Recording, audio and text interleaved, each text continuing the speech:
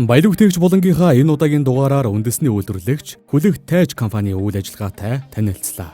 Хүлэг Тайж компани анх хэвлэлийн үйл ажиллагаа эрхэж байсан бол одоо 20 гаруй нэр төрлийн бүтээгдэхүүнтэй болжээ. Мөн тэд Ухаан дээдсээс уламжлаж ирсэн хорол тогтоомыг үйлдвэрлэж цаашаад түгээн дэлгэрүүлэх зорилготой ажиллаж байна. Ингээд бид Хүлэг Тайж компани захирал Хүлэг Баатартай танилцлаа.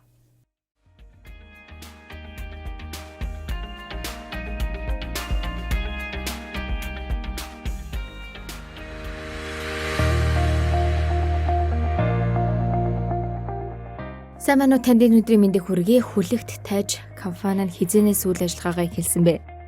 Хүлэг Тайж компани нь 2006 онд байгуулагдсан бөгөөд 2011 оноос компьютер хатгамлын чиглэлээр үйлдвэрлэлээ өргөжүүлсэн.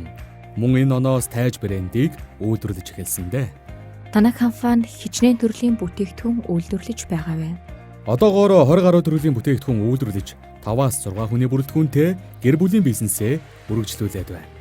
Бүтээгдэхүүн үйлдвэрлэхэд тоног төхөөрөмж маш чухал. Тухайлбал гол тоног төхөөрөмж болох компьютер хатгамлын машиныхаа талаар танилцуулахгүй юу? Тэгэлгүй яах вэ?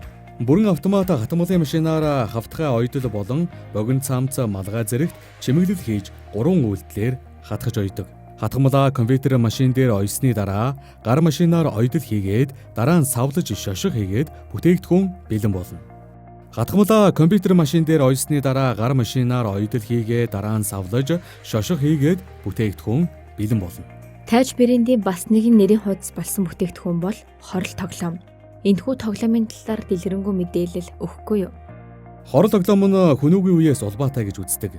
Харин манжийн дарлалын үед энэхүү тоглоомыг сэргээгээд хорол нэртэйгээр гаргасан. Тэр үед даалуу нь хаад ноёдын дунд маш хүчтэй дэлгэрч үүнийг дагаад мөрөөдөө тоглоом хүчээ авсан гэдэг. Мөн энгийн ард иргэдч даалуу гэхээр тоглож байжээ. Өөрөөр хэлбэл даалуу тоглоом газар авч өрийн сүлжээ үүссэн аж. Тиймээс хорол нэртэй тоглоомыг Ухаан дээдсүүд минь шинжилэн гаргаж дэлгэрүүлсэн түүхтэй. Хорол тоглоомыг хэрхэн тоглох талаар хүмүүс ер нь мэддэггүй байх. Яаж тоглодог юм бэ? Даалууны цай хураахтай төстэй. Гэхдээ бэлэгдэл болоод оюун санаа уламжлалын тал дээр агуу тоглоом. Монгол айл бүрийн шүтээн болго тоглоом гэж хэлж болно. Энэхүү тоглоомыг цагаан сарын өдрүүдээр гэр бүлээрээ тоглож, тухайн жилийнхээ мууг арилгаж, сайныг дууддаг домын тоглоом юм. Тэгвэл өнөөдөр хорол тоглоомыг хүмүүс хэр худалдан авч тоглож байна? Хүмүүс энэ тоглоомыг мэдхийн хувьд мэддэг. Жишээ нь миний аавын насны хүмүүс ярихдаа миний аав өвөө тоглож байсан гэж ярьдаг. Гэхдээ дундан тасалдаж мартагдах шахсан учраас одоо бид энэ тоглоомыг аваад яах ч билээ хэмээн хандах хүмүүс цөөнгүй. Уг нь энэ тоглоомыг тоглоход маш энгийн. Харамсалтай нь социализмын шуурганд энэ тоглоом устдах шахсан. Тиймээс бид уламжлалаа мартахгүй тулд дахин сэргээж цагаан сарын өдрүүдэд зөвхөн бэлэг болгон солилцохоос гадна хорол тоглоомоор наадан цэнгэж тухайн жилийнхээ өмгийг тодорхойлж заслаа хийж бай гэсэн үүднээс манай компани энэхүү тоглоомыг үйлдвэрлэж эхэллээ. Уламжлалт тоглоомын үн ямар байна вэ? Хорол тоглоомыг манай нэрийн барааны дэлгүүр бусад цагаан сарын үзэсгэлэнгээр 40,000 төгрөгөөр худалдаа авч байна. Хэрвээ энэхүү тоглоомыг 5-аас дээш авсан тохиолдолд 30,000 төгрөгөөр худалдаа авч байгаа. Мөн Монголын уламжлалт баярууд болох цагаан сар наадмын өдрүүдэд манай компани зүгээс бүтээгдэхүүнээ тодорхой хэмжээгээр хямдруулдаг. Жишээ нь удахгүй болох сар шинийн баярыг тохиолдуулан 10-аас 30% хямдрал зарласан.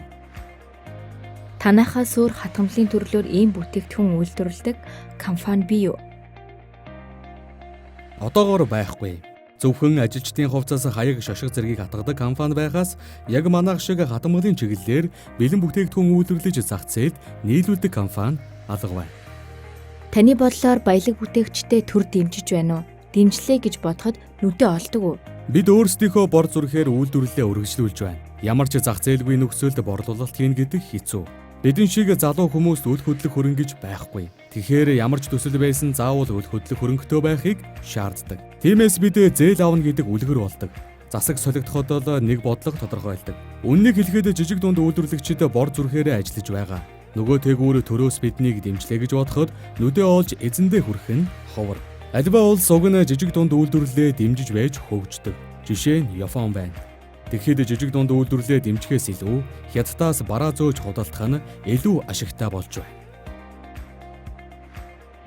Иргэдийн дунд үйлдвэрлэгчдийг хятадаас бүтээгдэхүүнээ оруулж ирээд сав баглаа бодлыг нь солиод борлуулдаг гэсэн ташаа ойлголт байдаг.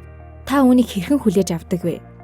Тийм асуудал байн гардаг. Бид хөдөлмөрлөж байж бүтээгдэхүүнээ үйлдвэрлэдэг. Харамсалтай нь хятадд үйлдвэрлэсэн байна, хятад машинаар хадгалсан байна гэх зэрэгээр биднийг шүүмжилдэг. Хятадаас оруулж ирээд өөрийн шошгийг хадаад худалдааж байна гэж ойлгодог. Энэ мэтээр элдвээр хилүүлж байгаа нь бидэнд бас нэг дарамт болдог. Баярлалаа та бүхний ажилд өндрөөс өндөр амжилтыг хүсье. Танай хамт олонд мөн ажлын амжилт хүсье. Баярлалаа.